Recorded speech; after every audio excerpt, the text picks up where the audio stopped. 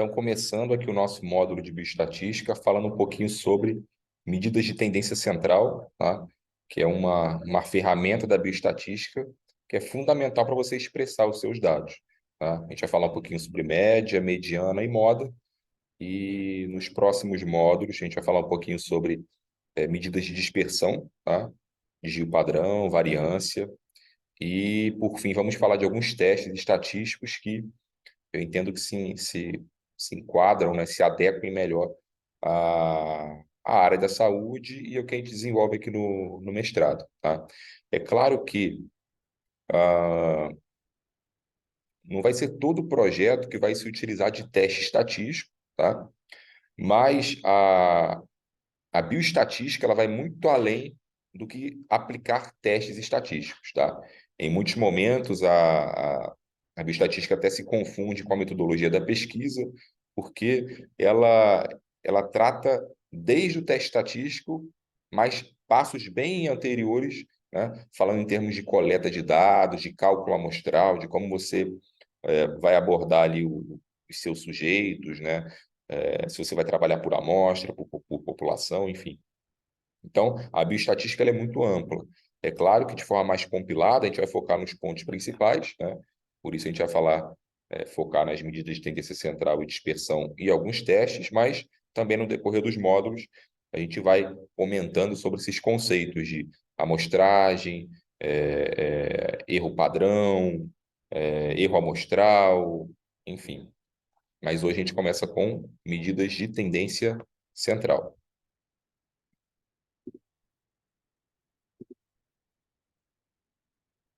Então, na verdade, né, as medidas de tendência central acabam sendo uma forma de você expressar aquele seu resultado inicial que você tabulou, né, em um único valor, tá? Em uma única métrica.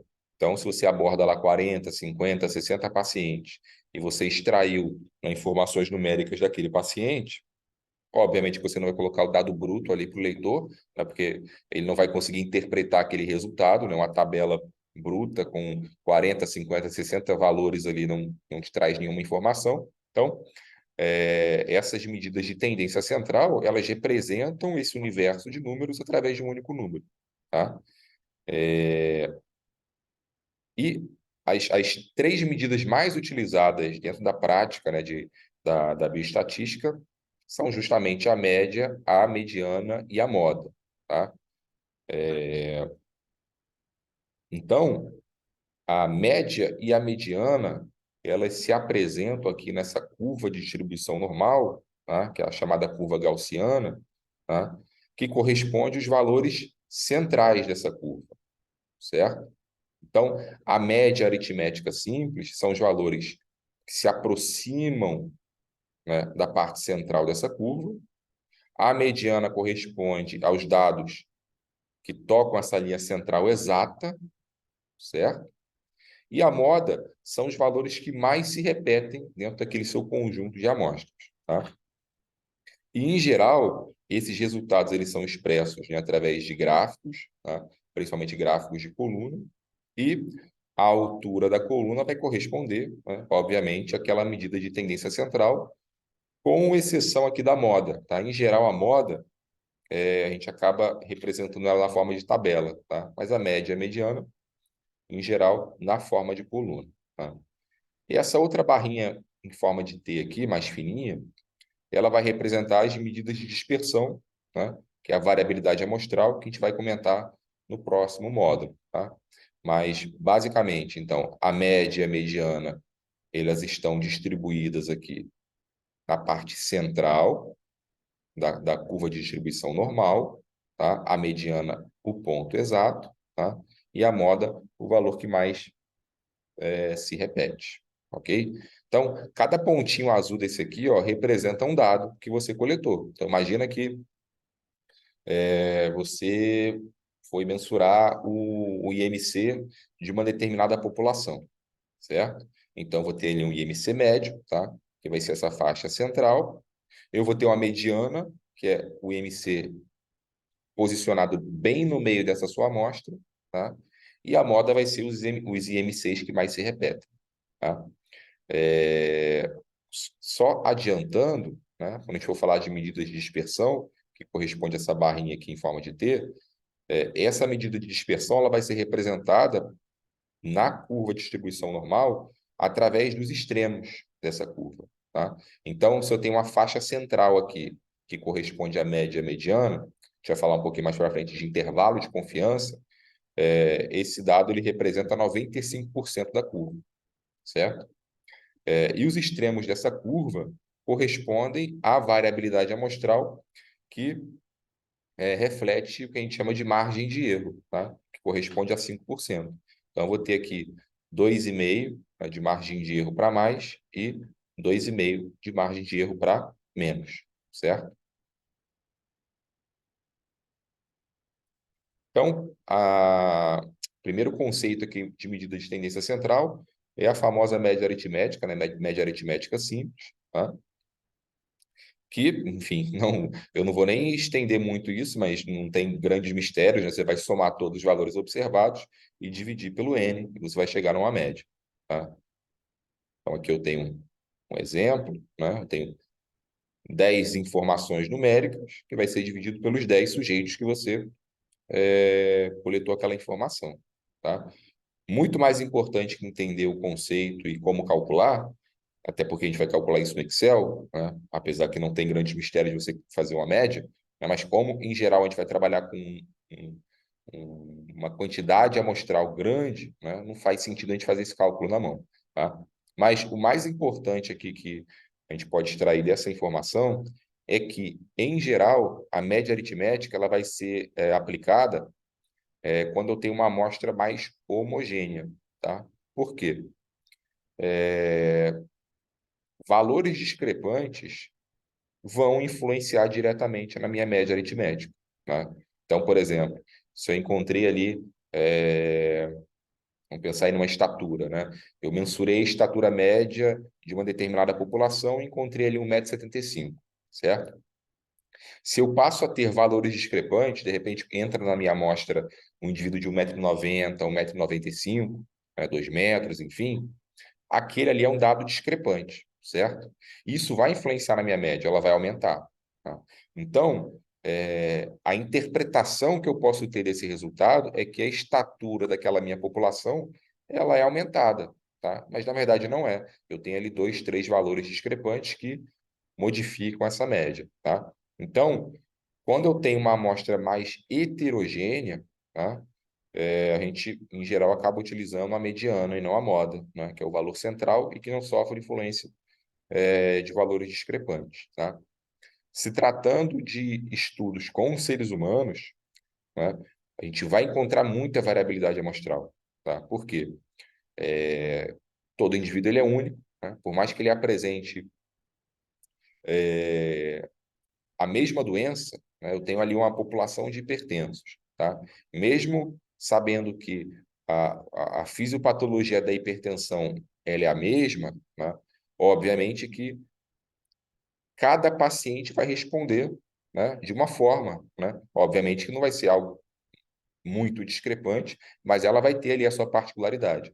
Então, dependendo do seu tipo de estudo, essa variabilidade amostral ela pode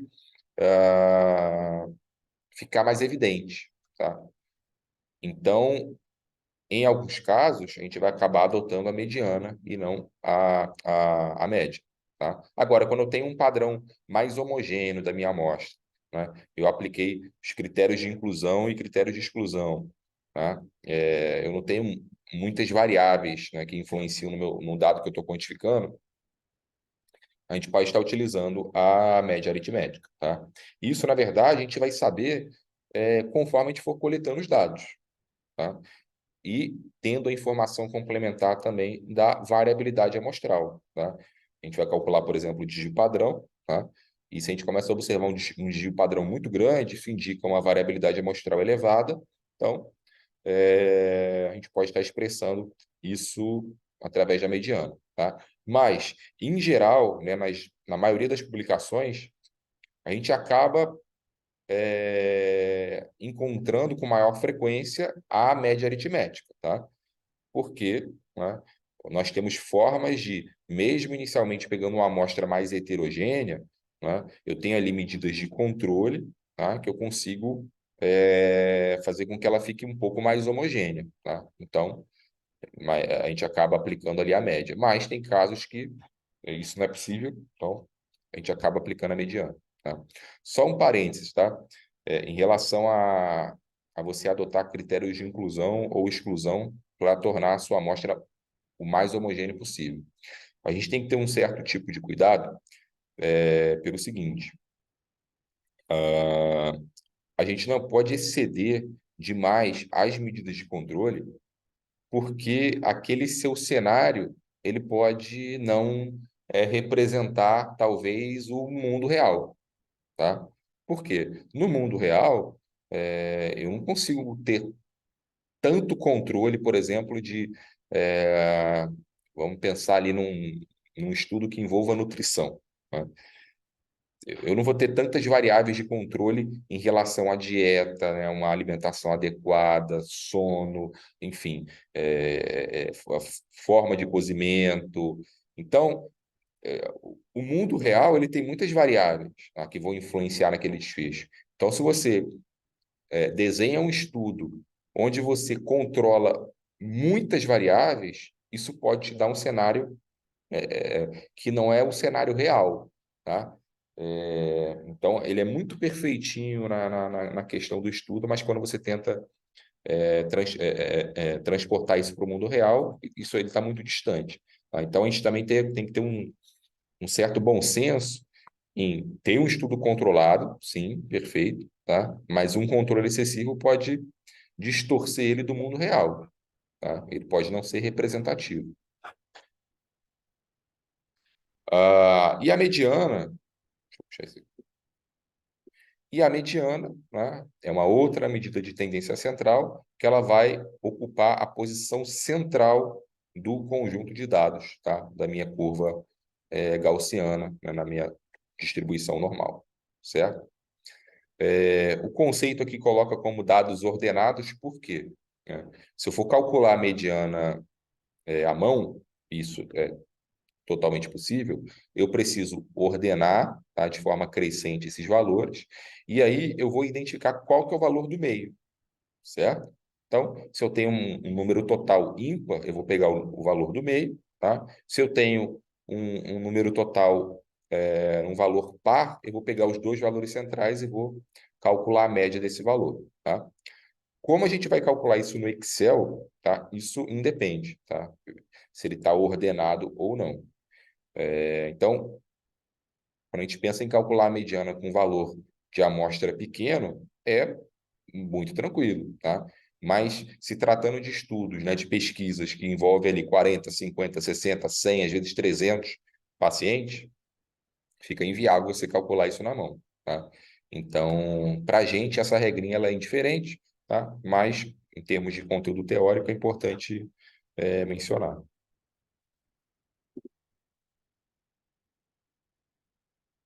Certo? Então, aquilo que eu já comentei, né? A mediana divide a amostra em duas partes, uma com números menores ou iguais à mediana e outras com números maiores ou iguais à mediana, tá? Então, no exemplo aqui, né, que eu peguei ali, que eu pesei, né, um número X de crianças, tá? Eu ordenei essas crianças em quilograma, tá?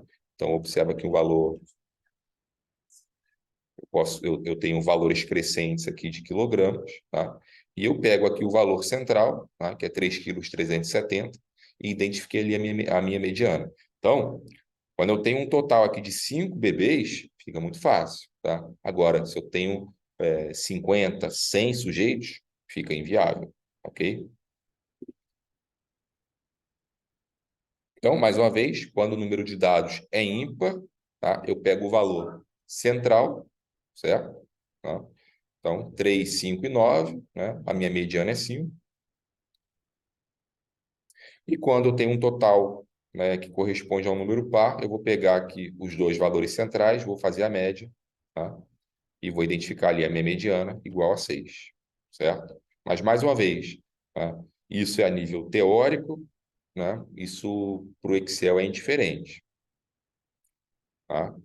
O mais importante aqui, na verdade, é quando utilizar a média, quando utilizar a mediana, tá? No caso aqui, a mediana vai ser indicado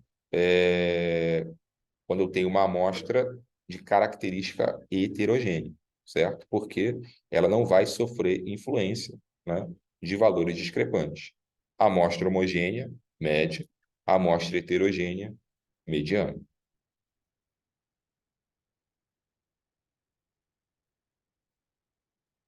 Então, aqui só para demonstrar, né, que eu tenho aqui o mesmo conjunto de dados, certo?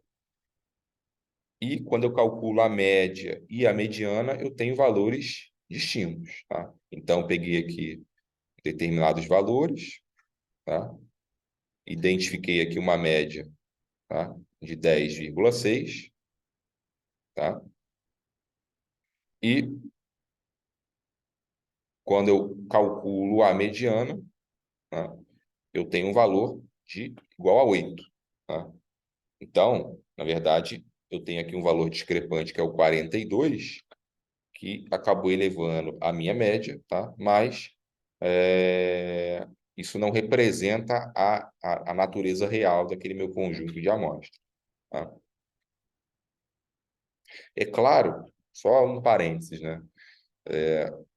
Vocês não devem interpretar que qualquer valor discrepante, ele é um erro, tá, do meu estudo. Às vezes é, às vezes não é, tá? Pode ser um erro de coleta, né? Imagina você tá ali dosando um determinado biomarcador sanguíneo, em que eu tenho ali uma faixa de padrão de normalidade, tá?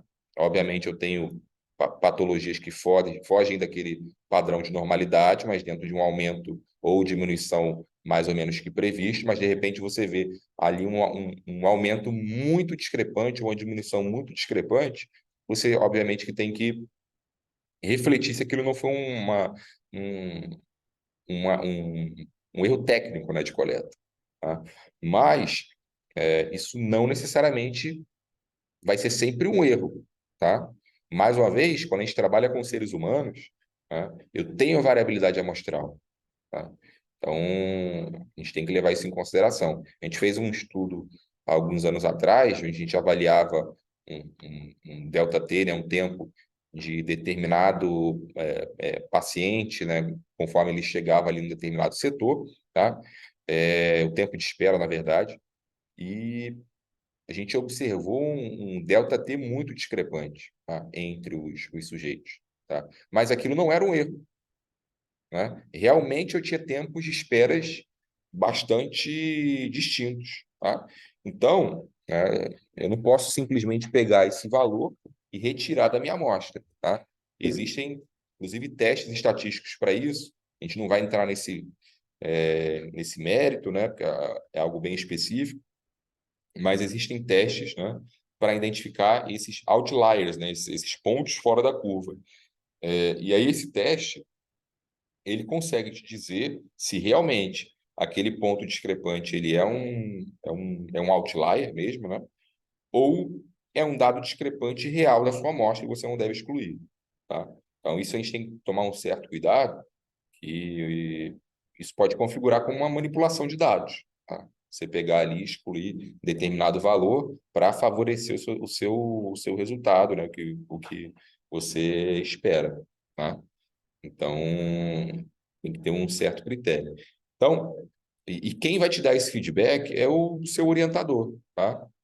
O objetivo aqui da disciplina é, é demonstrar para vocês, apresentar para vocês um conhecimento básico de estatística, para minimamente você poder argumentar, né, conversar sobre ali a metodologia, mas esse tipo de informação a gente vai ganhando com o tempo, tá? Com experiência, né, de prática de pesquisa.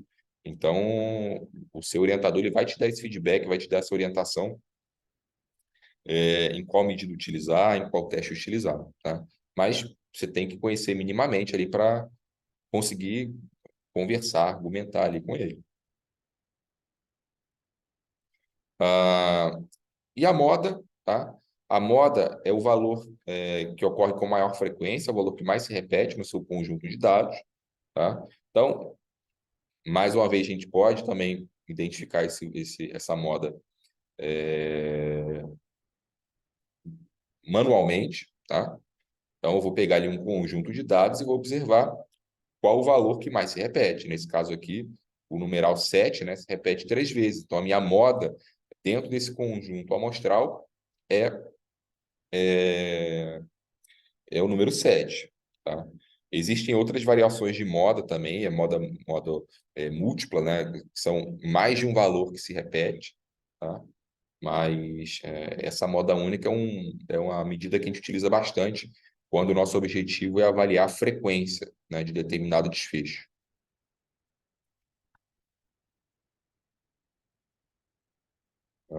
Isso aqui eu já falei. Aqui são os outros tipos de moda, né?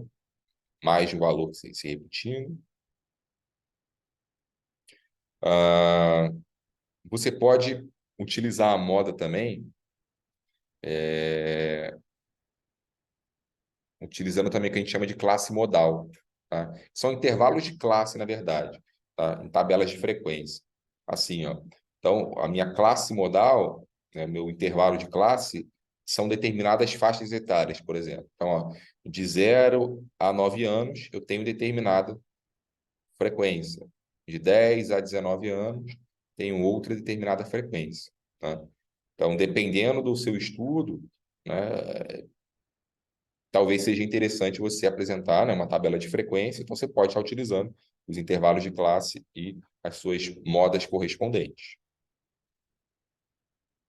Isso pode ser utilizado também em estudos qualitativos, tá? Então, a classe, na verdade, nesse exemplo aqui, são os tipos sanguíneos, né? E o numeral corresponde à moda referente àquele tipo sanguíneo específico. Ah, Um outro ponto também que a gente tem que levar em consideração, e isso quando a gente for falar um pouquinho de cálculo amostral também a gente acaba complementando essa informação, é com o número de amostras que você vai estar utilizando para estimar aquele determinado resultado. Especificamente, como um todo, né? Mas pegando aqui como exemplo a moda, tá? Se eu tenho um número de observações muito pequeno, tá? Eu posso ter uma interpretação de frequência de determinado resultado equivocada, tá? Então, quanto maior, nesse caso aqui, o meu número de amostra, mais representativo vai ser a minha moda, tá? A chance de eu ter um resultado, de observar um resultado errôneo, né, equivocado, é menor. Ah, então, aqui eu tenho as referências, né, base para quem quiser se aprofundar um pouco mais, tá? Na próxima aula, a gente vai falar um pouquinho sobre variabilidade amostral, tá? Medidas de dispersão, que, na verdade, é um tema que complementa a medida de tendência central, tá? Justamente pela questão da variabilidade amostral. Então, se eu apresento ali naquele exemplo lá de estatura média, eu só apresento uma média de 1,80 m, mas eu não informo que, na verdade, a estatura média estava entre 1,70 m, só que surgiram 3, 4 indivíduos com 2,15 m e jogaram a minha média lá para cima, né? Eu posso estar dando uma informação equivocada para o meu leitor. Então, a variabilidade amostral, né, as medidas de dispersão, elas vão sinalizar justamente isso. Falar, olha, eu encontrei aqui uma média um pouco maior, mas isso é em virtude à variabilidade amostral. E aí vai estar expresso num desvio padrão aumentado. Tá? Então, a próxima aula ela conversa muito aqui com a aula de hoje. Tá ok? Então é isso. No próximo vídeo, eu vou estar mostrando na prática como a gente calcula, tá, essas medidas de tendência central e no próximo módulo também falando das medidas de dispersão. Ok? Então é isso, pessoal.